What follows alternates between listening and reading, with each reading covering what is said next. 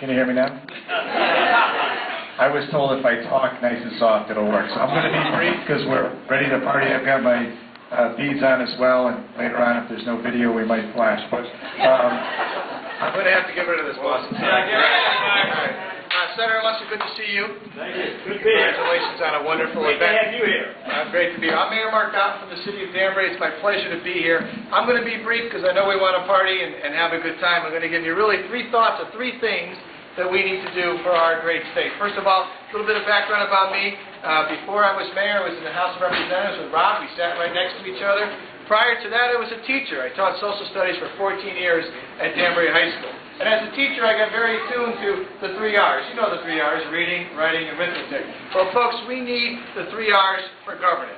We need the 3 R's for governing. Number one, we need to revitalize our economic development strategy. Folks, it's a disaster. Don't tell me it's working because it's not. If it was working, we'd have jobs, correct?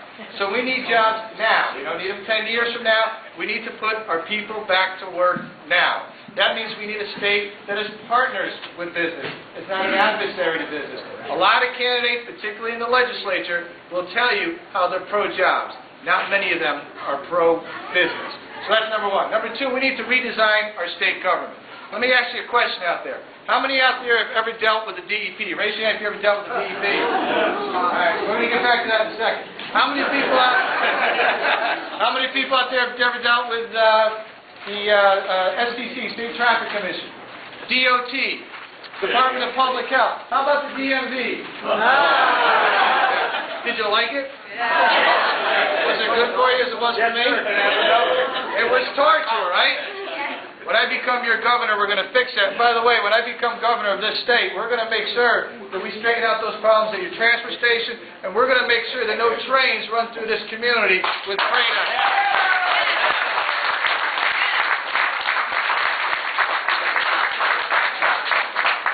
Finally, the third thing I just want you to think about is we need to rethink our future. We need to rethink the future of government and the connection that exists between our state government and our municipal government. We need to make sure that we're working together to ensure that we can have success for our residents, that we're on the same page, if you will, that we're not adversaries, that we're partners. We need to do that with our business, and we need to do that with governors.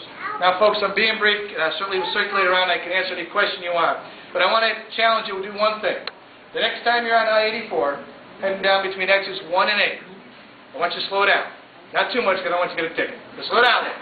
And when you slow down, I want you to just reflect for a second that you're traveling through the city of Danbury, with one of the lowest effective property tax rates in the state of Connecticut.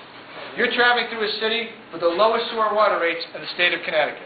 You're traveling through a city with the lowest unemployment rate in the state of Connecticut. And finally, you're traveling through a city with the lowest crime rate in the state of Connecticut and one of the lowest crime rates in the United States of America. That's how you protect the middle class of this state. And this election is about you. It's not about me. It's not about any other candidate. It's about you and your future. And it's time that we took back this state. When I'm your governor, I'm going to take it back.